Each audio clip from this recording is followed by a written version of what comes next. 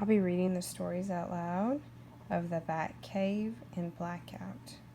Make sure as we're reading them, you need to follow along with me. You have the paper in your packet. It's page 77. Make sure you follow along with me. Also, make sure that you are thinking about how these two passages are alike and how they're different. The Bat Cave by Tom Frome.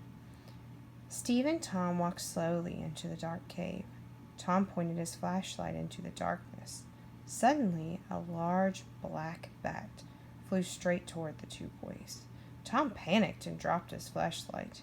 The boys listened as the flashlight tumbled down the rocks and splashed into some water. Steve fumbled for his flashlight in total darkness.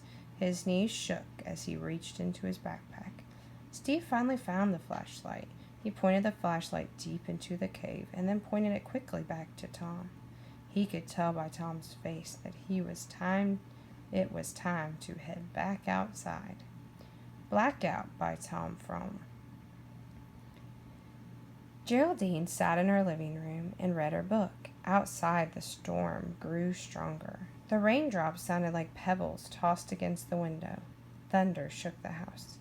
Suddenly, the lights flickered and went out. Geraldine got up from her chair and walked slowly in the dark. She opened all the drawers in the kitchen, searching for the flashlight. Geraldine found the flashlight, but when she turned it on, the bulb was so dim she could barely see in front of her. Geraldine calmly looked around the kitchen for candles and matches.